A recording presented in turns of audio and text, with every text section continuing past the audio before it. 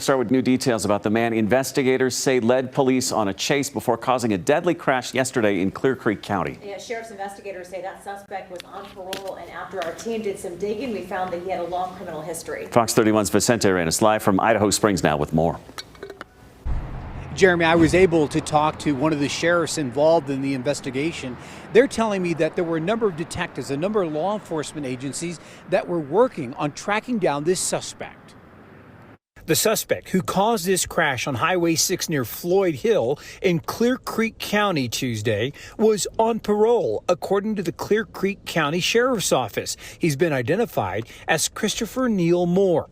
The 29-year-old on the run, investigators say, was suspected of stealing from some 30 vehicles in Eagle, Summit, and Clear Creek counties. Summit County Sheriff sent out a warning.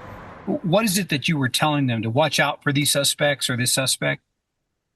We were mostly telling people to make sure they lock their cars and not put valuable items in plain sight. Investigators say it's not uncommon for thieves to target tourist vehicles. My car's right over there. Since I can see it, you think, oh, well, no one's going to go into it while I'm standing here looking. That could easily happen. It almost doesn't even seem real that something like that would happen around here. Once officers realized Moore could be their suspect, they pursued him in a chase that at times went along I-70 in the wrong direction near Floyd Hill, just east of Idaho Springs. The chase then moved back onto Highway 6, where the Clear Creek Sheriff says Moore crashed into another vehicle, pushing it into the creek and killing the driver. Moore had a lengthy criminal history.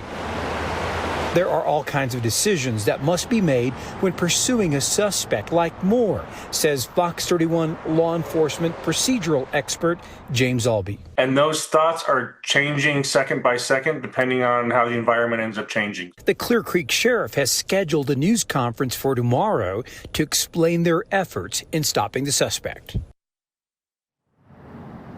And the name of that innocent driver that was killed, he has been identified as 51-year-old Stephen Ainsworth of Arvada. No word on the female that was with the suspect, who is now been identified as driving the wrong way and running from police. Reporting live in Idaho Springs, Vicente Arenas, Fox 31.